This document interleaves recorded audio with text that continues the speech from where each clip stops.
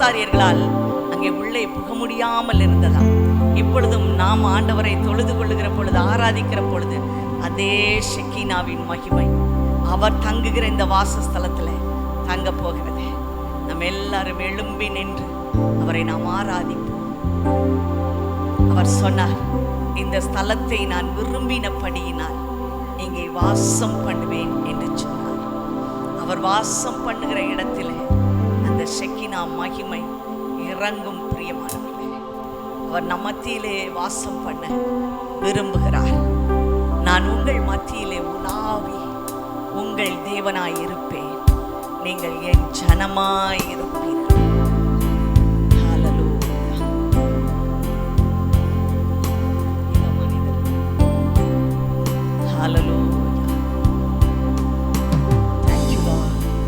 எல்லாரும் ஒரே மனமாய் ஆண்டவரையே நாம் நோக்கி பார்ப்போம்.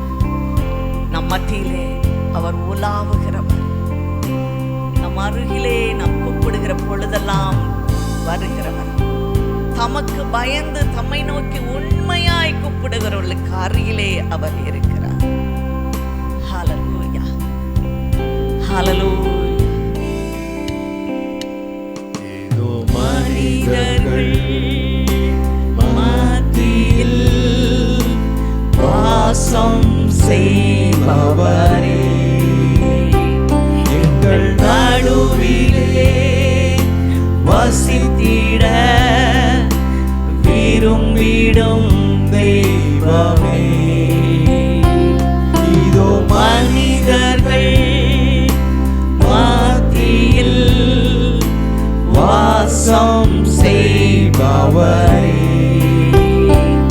எங்கள் நடுவிலே வசித்திட விரும்பிடும் தெய்வமே. உமக்கு சிங்காசனம் அமைத்திட உம்மை தொழுகிறோம் இயேசுவே. பரிசுத்த அலங்காரத்துடனே உம்மை தொழுகிறோம் இயேசுவே. உமக்கு சிங்காசனம் அமைத்திட உம்மை துதிக்கிறோம் இயேசுவே. பரிசுத்த அலங்காரத்துடனே உம்மை தொழுகிறோம் இயேசுவே. எங்கள் மத்தியில் உலாவிடும், எங்களோடென்றும் வாசம் செய்யும்.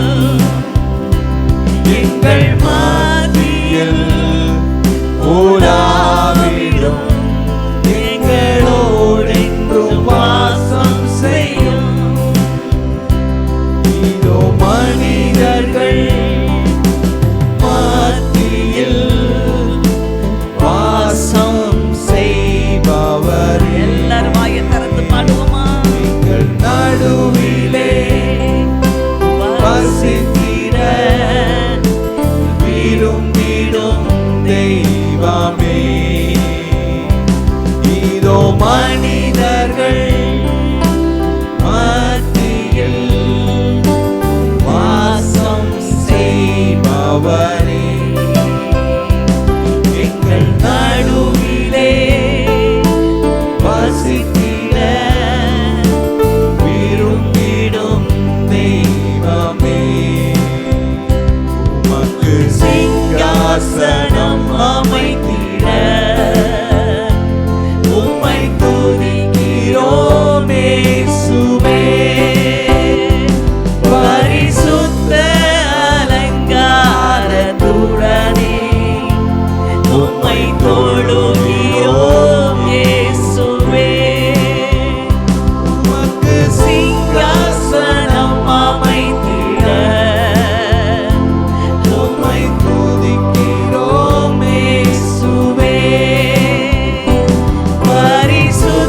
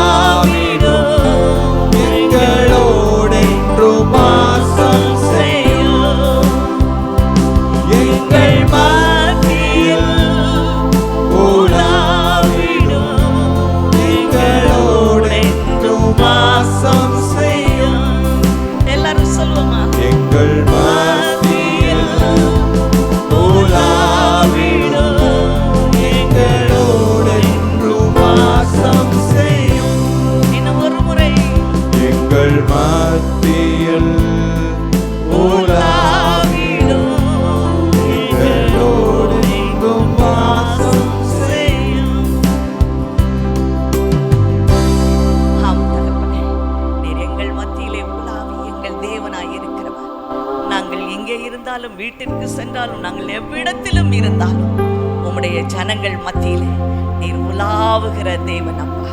நீர் எங்கும் நிறைந்திருக்கிறவர், நீர் ஆவியாய் இருக்கிறவர், நீர் காணக்கூடாத தேவனாய் இருக்கிறவர், ஒருவரும் கண்டிராதவராய் இருக்கிறவர். இயேசுவாகிய தெய்வம் உம்மை அவர் ஜனங்களுக்கு தெரியப்படுத்தினார், காணக்கூடியவராக அவர் மாறினார். பரிசுத்த ஆவியாகிய தெய்வம் எங்களுக்குள்ளே என்றென்றைக்கும் வாசம் பண்ணுகிறவராய் எங்களை வழி நடத்துகிறவராய் இருக்கிறார். எங்கள் மத்தியில வாங்கப்பா, எங்களோடு கூட தங்கி இருங்க, எப்பொழுதும் தங்கி இருங்க.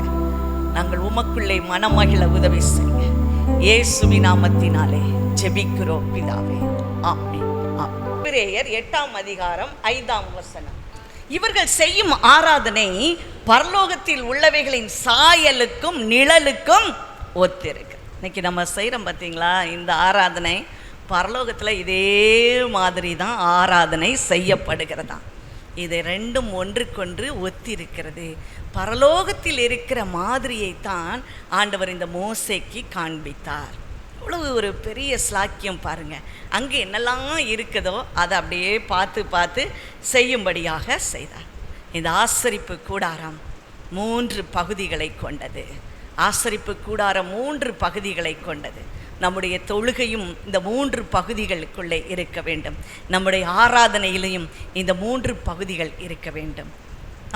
நம்ம ஊரில் உள்ள கோயிலெல்லாம் நம்ம பார்க்க முடியும். முதலாவதாக பிரகாரம், அதன் பின்பதாக பரிசுத்த ஸ்தலம், அதற்கு பின்பதாக மகா பரிசுத்த ஸ்தலம், அந்த கற்ப கிரகம் என்று சொல்லுவார்கள். பாருங்கள், இந்த மாதிரியின் படிதான் மற்ற தேசங்களெல்லாம் சுட்டு எடுத்து, அதாவது அவற்றை களவாடின பொருளாக தங்களதாக மாற்றி கொண்டிருக்கிறார்கள். இந்த மாதிரி எங்கே இருந்து வந்தது? ஆண்டவரிடத்திலிருந்து பரலோகத்தின் சாயலாக வந்தது. முதலாவதாக இருக்கும் பகுதி பிரகாரம். இந்த பிரகாரம் எப்படி இருக்கும்? வெளியில் தூரத்தில் இருக்கும், வெளியில் இருக்கும் பாருங்கள். வெளியில் இருந்தால் அந்த இடத்துல யார் தான் வர முடியும் அப்படின்னா, அங்கே தேவ ஜனங்கள், விருத்த சேதனம் பண்ணப்பட்டவர்கள், ஆண்டவருக்கென்று பிரித்தெடுத்தவர்கள், அவருடைய ஜனங்கள், இஸ்ரவேலர் மட்டும் அந்த பிரகாரத்திற்குள்ளே வர முடியும். பிரகாரத்துக்கு வெளியில் தான் புறஜாதிகள் நிற்க முடியும். இன்னைக்கு நமக்கு ஆண்டவர் இந்த பிரகாரத்தில் கொண்டு வந்திருக்கிறார்னா எவ்வளவு பெரிய ஸ்லாக்கியம். அவர் நம்மை தெரிந்தெடுத்திருக்கிறார், அவருடைய ஜனமாய் மாற்றி இருக்கிறார். இஸ்ரவேல் ஜனங்களுக்கு என்னவெல்லாம் உரிமை கொடுத்தாரோ அதையெல்லாம் நமக்கு உரிமையாய் கொடுத்திருக்கிறார். வாசிக்கலாமா? சங்கீதம் 104. அவர் வாசல்களில் துதியோடும் அவர் பிரகாரங்களில் புகழ்ச்சியோடும் பிரவேசிக்கணுமா. அங்கே வரும்போது, பிரகாரத்துக்கு வரும்போதே புகழ்ச்சியோடு நம்ம அவரை புகழ்ந்து கொண்டு நம்ம வந்தோம். இந்த ஆராதனையில் முதல் பகுதி என்ன? அவரை துதிக்கிற பகுதி. அவர் பிரகாரங்களில் புகழ்ச்சியோடு அவரை புகழ்ந்து கொண்டு வர வேண்டும். அவர் எவ்வளவு நல்லவராய் இருந்தார், அந்த புகழ்ச்சியோடு வர வேண்டும். பிரகாரங்களில் புகழ்ச்சியோடும் அவர்கள் வாசல்களில் துதியோடும். அப்போ இந்த பிரகாரத்திற்கு ஒரு வாசல் இருந்தது, ஒரு வாசல் இருந்தது. யோவான் 14ஆம் அதிகாரம் 6ஆம் வசனம் சொல்லுகிறது. யோவான் 14:6. நானே வழியாய் இருக்கிறேன், நானே வாசலாய் இருக்கிறேன். அவர் சொன்னார், நானே வாசல். இந்த பிரகாரத்தின் வாசல் யாரு? ஆண்டவராகிய இயேசு கிறிஸ்து. அவர் வழியாய் நாம் உட்பிரவேசிக்க வேண்டும். இயேசு என்று சொல்லிக்கொண்டு, இயேசுவை நினைத்து கொண்டு அவருக்கு ஆராதனை செய்யும்படியாக, அவருடைய தகப்பனாகிய, நம்முடைய தகப்பனாகிய பிதாவாகிய தேவனை அவர் மூலமாய் அடைகிற ஸ்லாக்கியத்தை நாம் பெற வேண்டும். சந்தோஷமாய் பிரகாரத்தில் அவரை புகழ்ந்து கொண்டு வர வேண்டுமா, மகிழ்ச்சியோடு அவருக்கு ஆராதனை செய்ய. அப்படியே வந்துட்டு அப்பா வந்துட்டோம் என்னத்தையோ சொல்கிறாங்க, அப்படி இல்லை. உணர்வு பூர்வமாய் ஆண்டவரை ஆராதிக்க வேண்டாம், உணர்ச்சியோடு ஆராதிக்க வேண்டாம்.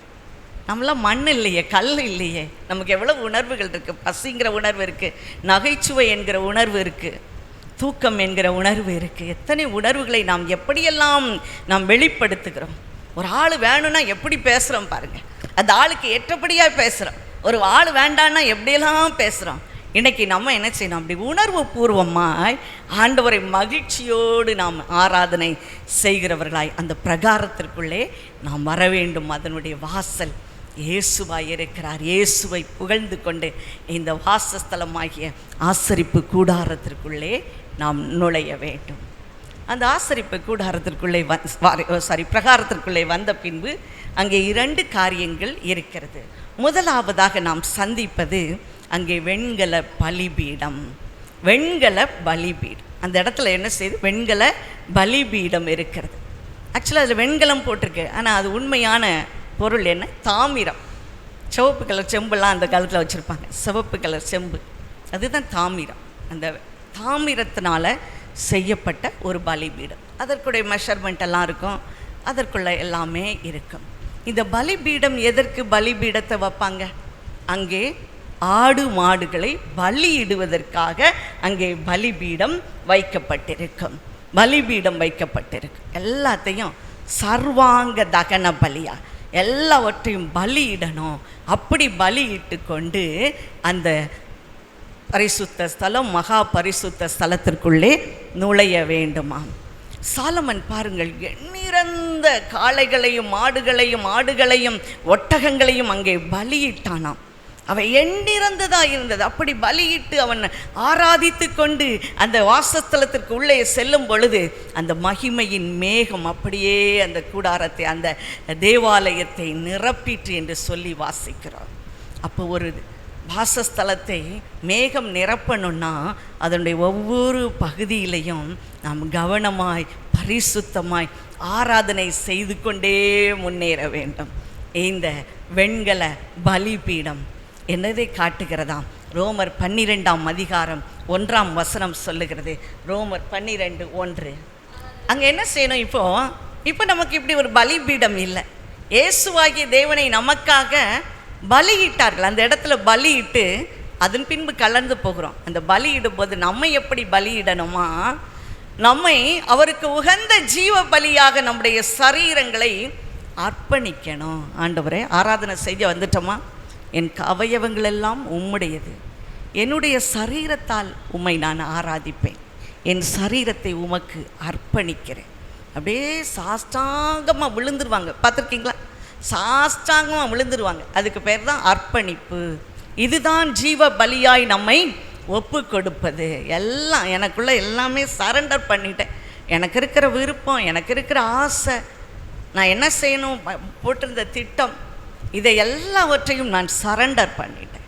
ஜீவ பலியாக ஒப்பு கொடுப்பதே அவருக்கு உகந்த புத்தியுள்ள ஆராதனை. இப்போ நம்ம ஆராதனைக்குள்ளே வரும்போது அப்போ முதல்ல என்ன செய்யணும்? அந்த பிரகாரத்தில் நம்ம நுழைய ஆண்டவர் நம்மை தகுதிப்படுத்தி இருக்கிறார். நம்ம அவருடைய பிள்ளையாய் தெரிந்தெடுத்திருக்கிறார். அங்கே உள்ளே வந்த உடனே வெண்கல பலிபீடமாய் நம்மை ஒப்பு கொடுத்துடணும். அடுத்ததாக பாருங்க, அங்கே என்ன இருக்கிறது?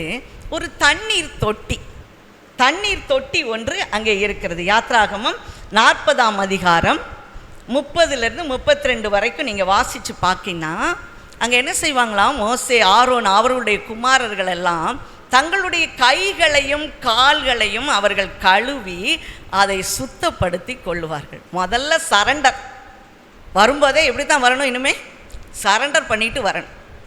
சிலர் கைகளை தூக்கவும் நாங்கள் தூக்க மாட்டோம், ஏனென்றால் நாங்கள் கையை கொண்டு வரவில்லை. சில சர்ச்சுக்கெலாம் போனால் பயங்கரமாக இருக்கும்.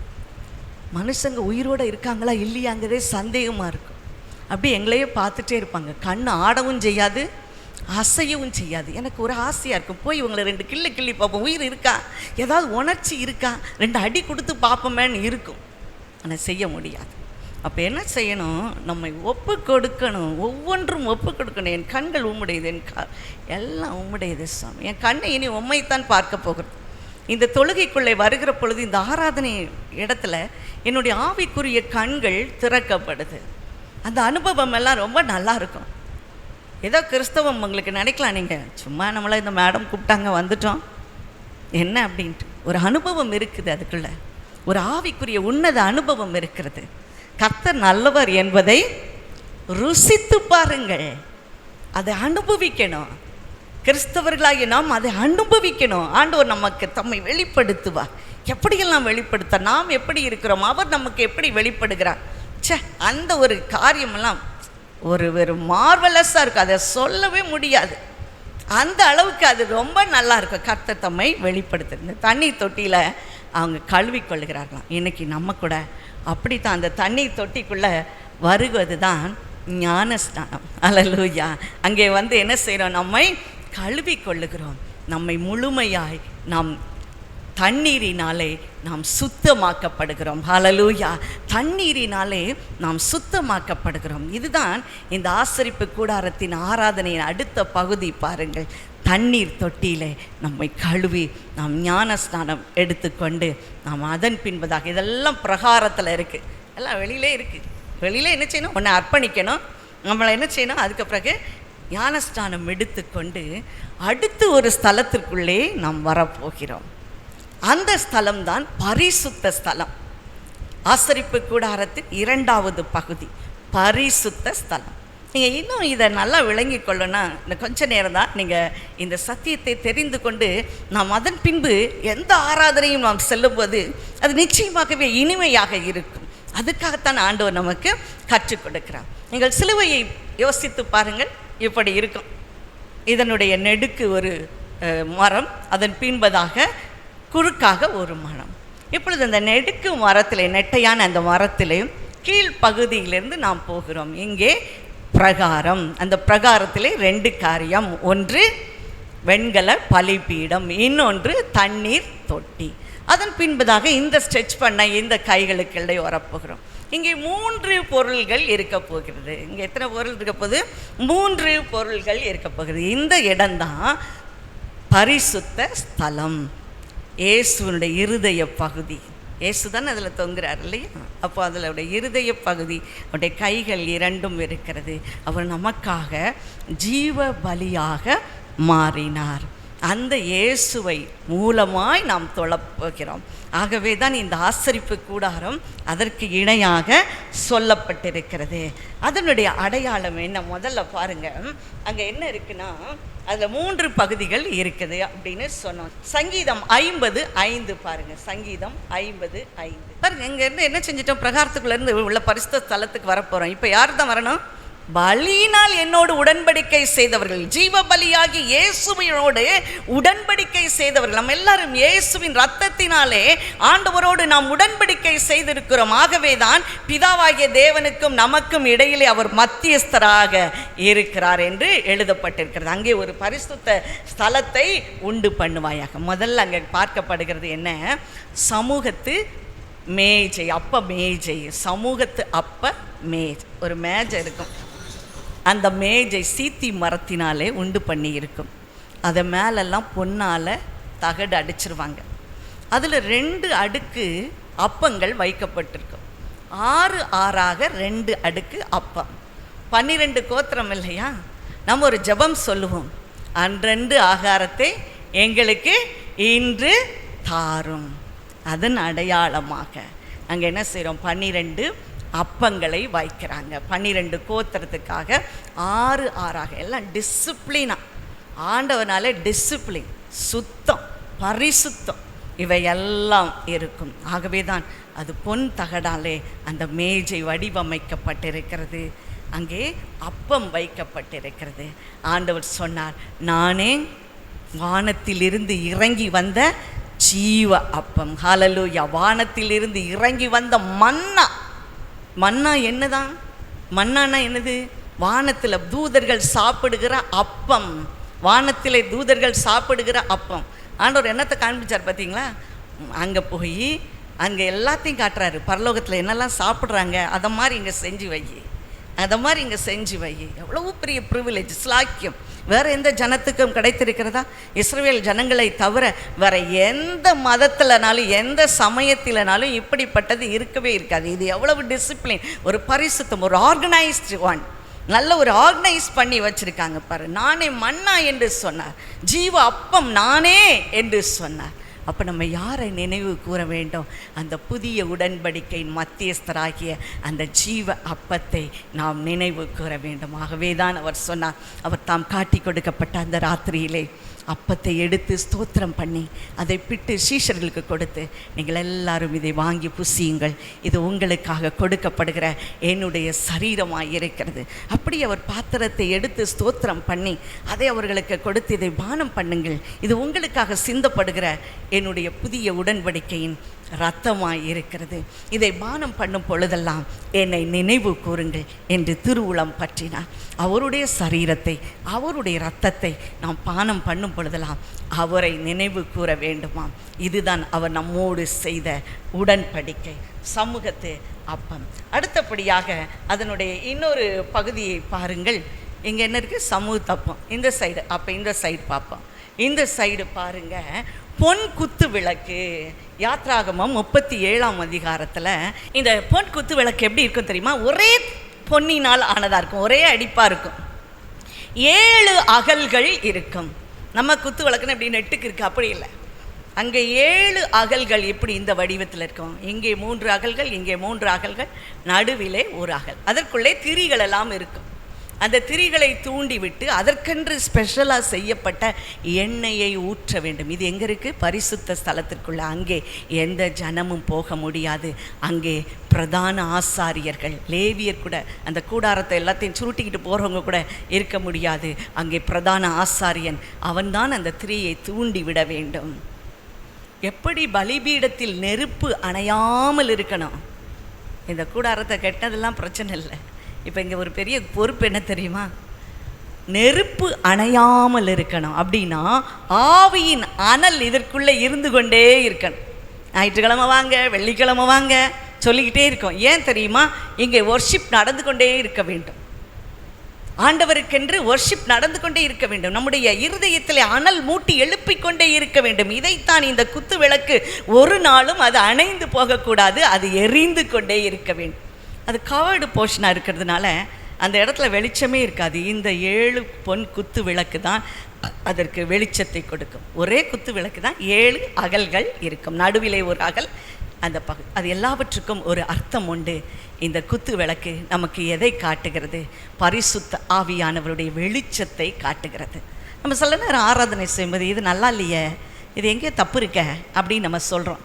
இந்த ஆராதனையில் எங்கேயோ ஒரு கோளாறு இருக்க. இதுதான் பரிசுத்த ஆவியானவர். அவர் ஒழுங்கும் கிரமமுமாய் செய்வார்.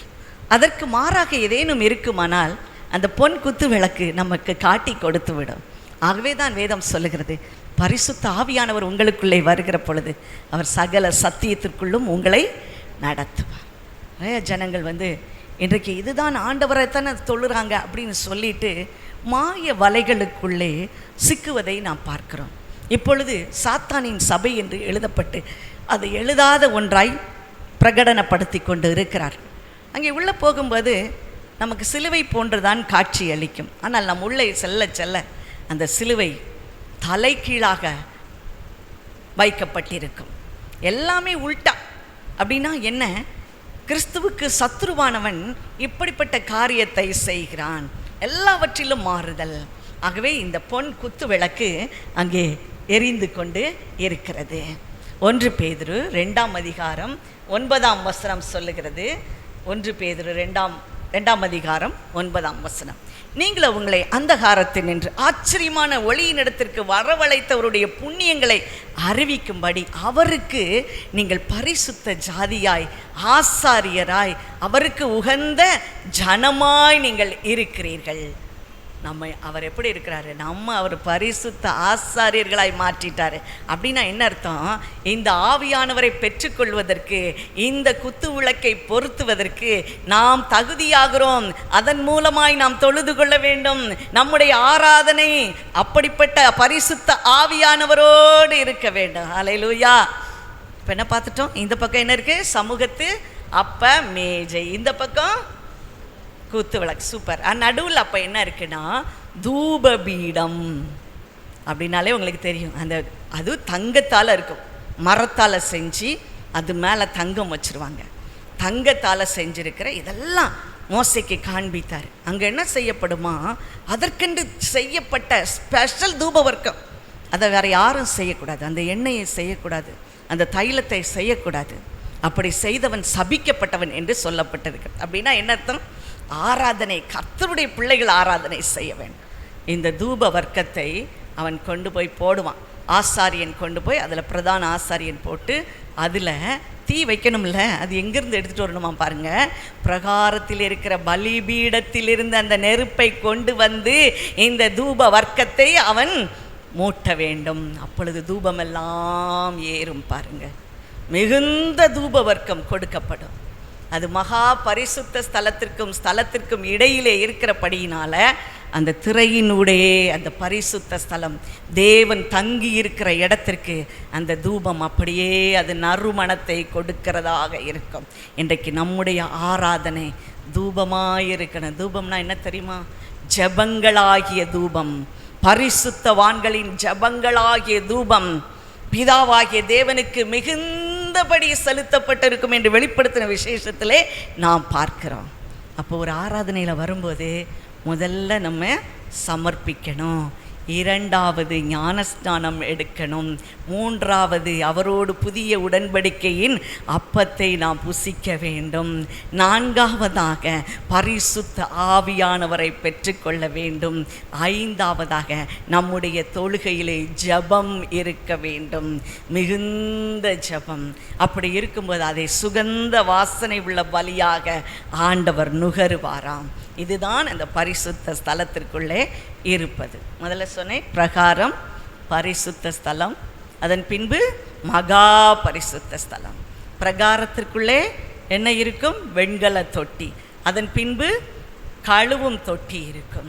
பரிசுத்த ஸ்தலத்திற்குள்ளே சமூகத்து அப்பம் இருக்கும், குத்து விளக்கு இருக்கும், நடுவிலே தூப பீடம் இருக்கும். கடைசியாக நாம் உள்ளே செல்ல போகிறோம். அங்குதான் ஆண்டவர் இருக்கிறார். அங்கே பாருங்கள், அந்த மகா பரிசுத்த ஸ்தலத்திற்குள்ளே யார் போவாங்க?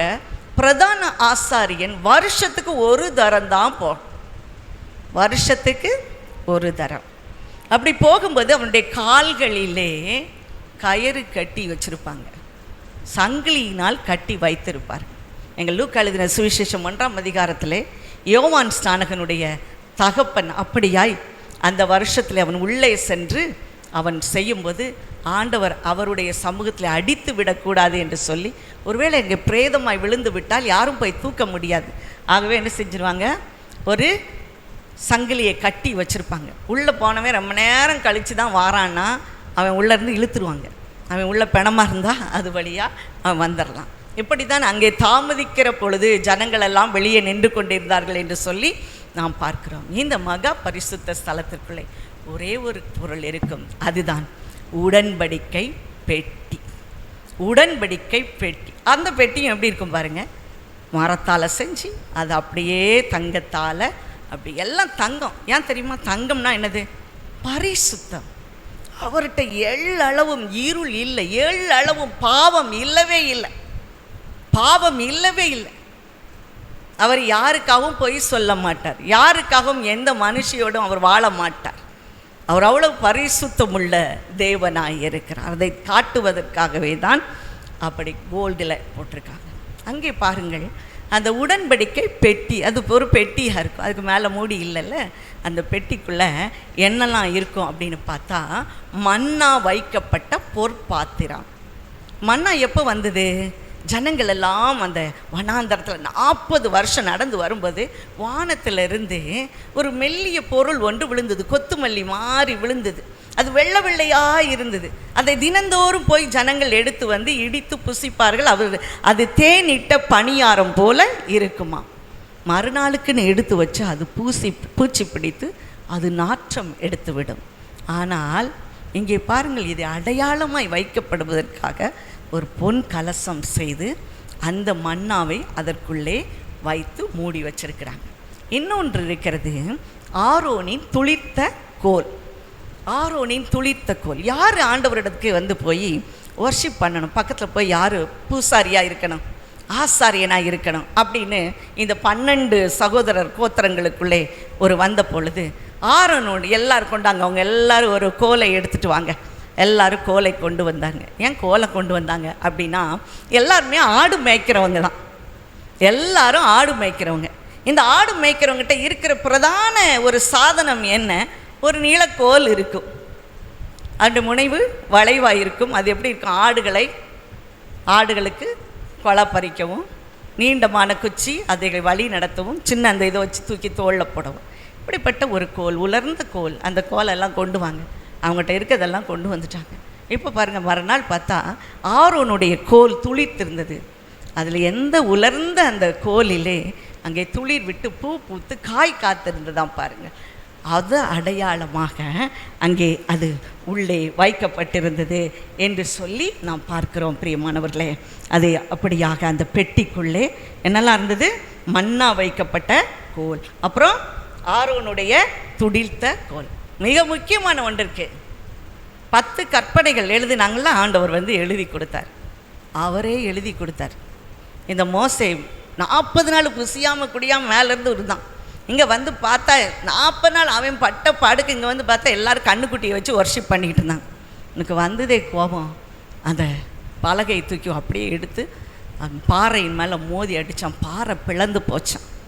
அவனுக்கு அவ்வளோ கோபம் வந்துடுச்சு. அவ்வளோ சாந்த குணம் உள்ளவன். அவனுக்கு அந்த விக்கிரக ஆராதனையை பொறுக்கவே முடியல.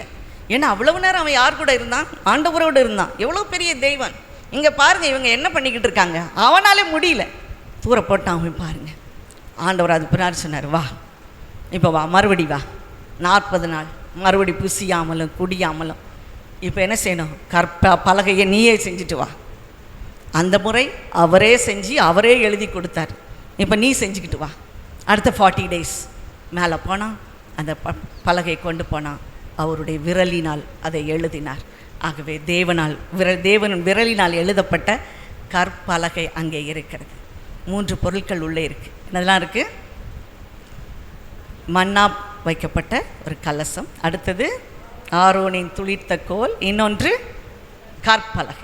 இதெல்லாம் நம்ம கை கொள்ள வேண்டிய உடன்படிக்கை. அதுதான் உடன்படிக்கை பெட்டிக்குள்ளே இருக்குது. நாம் நினைவு கூற வேண்டியது, ஆண்டவர் இப்படியெல்லாம் என்ன நடத்தினார், சோத்துக்கு நான் இல்லாமல் இருந்தேன், ஆண்டவர் என்ன தினந்து ஒரு போஷித்தாருப்பா, நான் ஒன்றுக்கு உதவாதவனாக இருந்தேன், என் கோல் துளிர்க்க செய்தார். இந்த நன்றியோடு நம்ம உள்ளே வரணும். பார்த்தீங்களா? இந்த நன்றியோடு ஒன்றுமே இல்லை, எனக்கு ஒன்றுமே கிடையாது, எனக்கு சோத்துக்கே இல்லாமல் இருந்தேன், இன்றைக்கி எனக்கு ஒவ்வொரு நாளும் எனக்கு போஷித்தார். அதுதான் அந்த மன்னா. பாருங்கள், அந்த மன்னாவை யோசித்து பாரு. இயேசு எனக்கு எல்லாத்தையும், ஹீஸ் அ ப்ரொவைடர், அவர் எல்லாத்தையும் ப்ரொவைட் பண்ணுகிறாரு. அதன் பின்பு துளிர்த்த கோல். எவ்வளவு நமக்கு இருக்கிற புகழ், நமக்கு இருக்க மேன்மை. அவர் எந்த பிள்ளையுமே ராஜரீக அபிஷேகத்தில் அவர் நம்மை நடத்துகிறார். சும்மா நம்மளாம் சாமானியவங்கள, நமக்குள்ள ஒரு ராஜரீகம். ராஜா இருந்தானா ராஜகுமாரர்கள் எப்படி இருப்பாங்க? அவங்க முகத்திலே பார்த்தா ஒரு பிரகாசம் இருக்கும், அந்த பொலிவு இருக்கும். அங்கே இருக்க அடிமைக்கு இருக்குமா? இருக்காது. அதுதான் ராஜரீகம். அந்த ராஜரீகத்தை அவர் நமக்கு தருகிறார். அடுத்ததாக உடன்படிக்கை. எல்லாம் செஞ்சுட்டு நீ பாட்டுக்கு என்ன செய்யக்கூடாது? மற்றவங்களை நேசிக்காமல் இருக்கக்கூடாது. 10 கற்பனைகளை கீழ்ப்படிய வேண்டும். அந்த கீழ்ப்படிதல், நீ உன்னை போல பிறனையும் நேஸ், இதுக்குள்ளே எல்லாமே அடங்கிருச்சு. உன்னை போல பிறனை நேஸ், இதெல்லாம் அவர் எழுதி கொடுத்துருக்கு. இதுதான் இந்த உடன்படிக்கை. பெட்டியை மட்டும் வச்சா போதுமா? அதுக்குள்ளே யாருமே போக முடியாது. இந்த பெட்டிக்கு ஒரு மூடி வேணும் பாருங்கள். அதுக்கு பேர் தான் கிருபாசனம்.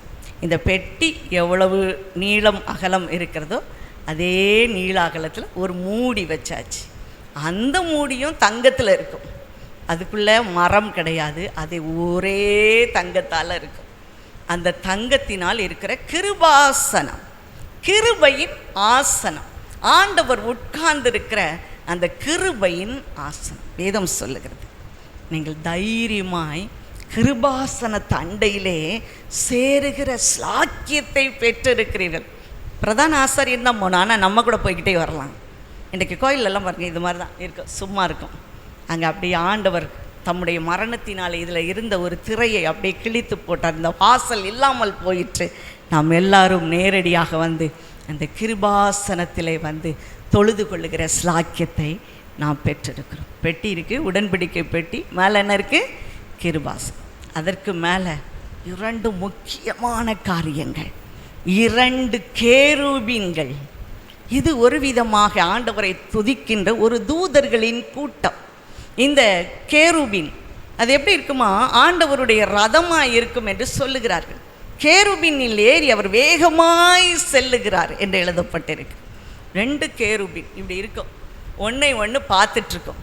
அதனுடைய விங்ஸ், அதனுடைய இறக்கைகளினாலே அந்த கிருபாசனத்தை அப்படியே மூடி இருக்கும். பயபக்திக்கு உரியவர் அதில் இருக்கிறார். இந்த கிருபாசனத்திலிருந்து ஆண்டவர் பேசுவார். இந்த கிருபாசனத்தின் இந்த 2 கேருபீன்களுக்கு மத்தியில் தான் அந்த மேகம் தங்கி இருக்கும். அந்த மேகம் தங்கி அப்படியே பரிசுத்த ஸ்தலம், மகா பரிசுத்த ஸ்தலம், பிரகாரம் எல்லாம் பிரவாகித்து தூரத்தில் இருந்து பார்க்கிற பொழுதே அங்கே ஆண்டவருடைய மகிமை தென்படுகிறது. அந்த ஷெக்கீனா மகிமை தென்படும்போது அது எப்படி இருக்குமா, அக்கினி மயமாயிருக்கும். அது அக்கினி மயமாயிருக்குமாம். பகலிலே அது மேகமாயிருக்கும், இரவிலே அது அக்கினி மதிலாயிருக்கும். என்ன கான்செப்ட் பார்த்தீங்களா? பகலில் அவங்க வெயிலுக்குள்ளே இருப்பாங்க, அப்போ மேகமாக இருக்கும் அந்த மேகம். இரவிலே அங்கே ரொம்ப குளிர் இருக்கும், ஆகவே அங்கே என்னவாக இருக்குது, அக்கினியாய் இருக்கிறது. எல்லாம் US UK போனவங்கலாம் சொல்லுவாங்க, எங்களுக்கு எப்போவுமே என்ன இருக்கும், ஒரு ஹீட்டர் இருக்கும். எல்லார் வீட்லேயும் ஒரு ஹீட்டர் இருக்கும். ஆண்டவர் என்ன பண்ணியிருக்கார் பாருங்கள், அவரே எல்லாருக்கும் ஒரு ஹீட்டரை வச்சுட்டார். அவ்வளவு அருமையான தேவன் பாருங்கள். நம்ம இன்னைக்கு ஆண்டவரை தொழுது கொள்ளும்போது இந்த மகா பரிசுத்த ஸ்தலம் நமக்காக திறந்த மயமாக இருக்கிறது. அதன் மேல் உடன்படிக்கை பெட்டி இருக்கிறது. அதை எல்லாவற்றையும் கை கொள்ளும்படியாக நமக்கு கட்டளையிட்டு இருக்கிறார். நாம் தைரியமாய் அவருடைய கிருபாசன தண்டையிலே சேர்ந்து நாம் அவருடைய ஷெக்கீனா மகிமையிலே நாம் தங்கி இருக்க போகிறோம். 40 நாள் மோசே இரவும் பகலும் அவன் புசியாமலும் குடியாமலும் இருந்து அந்த மேகத்திலே இருந்தான். ஆனால் நாமோ தைரியமாய் அவருடைய சமூகத்தில் சேருகிற ஸ்லாக்கியத்தை நாம் பெற்றிருக்கிறோம். பிரியமானவர்களே, எவ்வளவு மேலான காரியம் பாருங்கள். இதற்கு மேலே மூடி இருக்கும். அந்த மூடியெல்லாம் பலவிதமான அடுக்குகளினால் அடுக்கப்பட்டிருக்கும். பல வர்ணமான திரைகள் அதில் மூடப்பட்டிருக்கும். ஒவ்வொரு பகுதியிலும் வாசல் இருக்கும். 3 ஒரே விதமாக செய்யப்பட்டிருக்கும். இது ஒவ்வொன்றிற்கும் ஒரு அர்த்தம் உண்டு. எல்லாவற்றின் அர்த்தம் என்ன தெரியுமா? தேவன் மகிமையானவர், தேவன் மகிமையானவர். அந்த மகிமையின் தேவனை இந்த ஆசரிப்பு கூடாரத்தில் தைரியமாய் வந்து நாம் சேவிக்க போகிறோம், ஆராதிக்கிறோம். ஹல்லேலூயா! எத்தனை மேலான பாக்கியம்! அவர் நம்மை ராஜாக்களும் நம்மை ஆசாரியர்களுமாய் அவர் தெரிந்து கொண்டிருக்கிறார். ஹல்லேலூயா! ஆசரிப்பு கூடாரமும் ஆராதனையும். இனி நம் ஆராதனையின் முதல் பகுதியிலே அவரை நாம் துதிக்க வேண்டும். 2வது பகுதியிலே நாம் நம்மை அர்ப்பணிக்க வேண்டும். அதன் பின்பதாக அவர் நம்மை ஞானஸ்நானத்தினாலே ஒன்றிணைத்திருக்கிறார். அதன் பின்பதாக நம்முடைய உடன்படிக்கையை நினைவு கூற வேண்டும். அவர் நமக்காக அடிக்கப்பட்ட வண்ணமாய் இருக்கிற ஆட்டுக்குட்டியானவர். நமக்காக அவர் பரிசுத்த ஆவியாக இருக்கிற குத்து விளக்கானவர். அவர் 7 பொன் குத்து விளக்குகளின் மத்தியிலே உலாவுகிறவர். அதன் பின்பதாக அங்கே ஜெபம் இருக்க வேண்டும். நம்முடைய ஆராதனையிலே ஜெபம் இருக்க வேண்டும். கடைசியாக ஆண்டவரோடு நாம் ஒன்றிணைந்து ஒரே மாம்சமாய் அவரோடு ஐக்கியமாகிறவர்களாய் நாம் காணப்பட வேண்டும். இதுதான் ஒரு உண்மையான ஆராதனை. இதை ஆராதிக்க நீங்கள் ஆயத்தமாக இருக்கிறீர்களா? சொல்லுவோமா எல்லாரும்? நம் நடுவில் அவர் வாசம் செய்ய விரும்புகிற தேவனாய் இருக்கிறார்.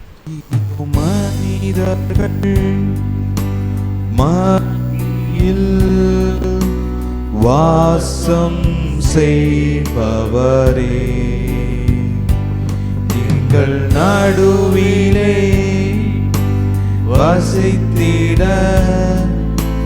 விரும்பிடும் தெய்வமே, இதோ மனிதர்கள் மத்தியில் வாசம் செய்பவரே, எங்கள் நடுவிலே வசித்திட விரும்பிடும் தெய்வமே, உமக்கு சிங்காசனம் அமைத்திட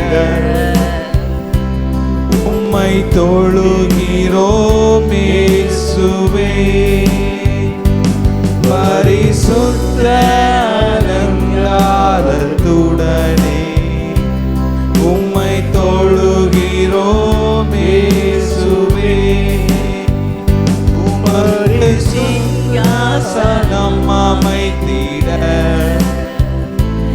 உம்மை துதிக்கிறோம் இயேசுவே பரிசுத்த அலங்காரத்துடனே உம்மை தொழுகிறோம் இயேசுவே எங்கள் மத்தியில் உலாவிடும் எங்களோடு என்றும் வாசம் செய்யும் எங்கள் மத்தியில் உலாவிடும் எங்களோடு என்றும் வாசம் செய்யும் எங்கள் மத்தியில் உலாவிடும் எங்களோடு என்றும் வாசம் செய்யும் எங்கள் மத்தியில் உலாவிடும் எங்களோடு என்றும் வாசம் செய்யும். ஆமாப்பா, உம்முடைய ஆசரிப்பு கூடாரத்திலே உம்முடைய மகிமை தங்கி இருந்தது போல நாங்கள் தொழுகிற இடங்களிலெல்லாம் உம்முடைய மகிமை தங்கி இருக்கிறதப்பா. உம்முடைய கிருபாசன தண்டையிலே தைரியமாய் சேரும் ஸ்லாக்கியத்தை நாங்கள் பெற்றிருக்கிறோம். எங்களையே உமக்கு அர்ப்பணிக்கிறோம். என்றென்றைக்கும் நீர் எங்களிலே தங்குவீராக. எங்கள் மத்தியிலே உலாவும் அப்பா. நாங்கள் உம்முடைய ஜனமாய் இருக்கட்டும். நீர் எங்கள் தேவனாய் இருக்கட்டும். எல்லா துதியும் கனமும் கர்த்தர் ஒருவருக்கே செலுத்துகிறோம். இயேசுவின் நாமத்தினாலே ஜெபிக்கிறோம் பிதாவே. ஆமென். நம்முடைய கர்த்தராகிய இயேசு கிறிஸ்துவின் கிருபையும் பிதாவாகிய தேவனுடைய அன்பும் பரிசுத்த ஆவியானவருடைய அந்யோன்ய ஐக்கியம் சமாதானம் சந்தோஷம் நம் அனைவரோடு இப்போதைக்கு இருப்பதாக. என் ஆத்மாவே கர்த்தரை ஸ்தோத்தரி, என் முழு உள்ளமே அவருடைய பரிசுத்த நாமத்தை ஸ்தோத்தரி. என் ஆத்மாவே கர்த்தரை ஸ்தோத்தரி, கர்த்தர் செய்த சகல உபகாரங்களை மறவாதே.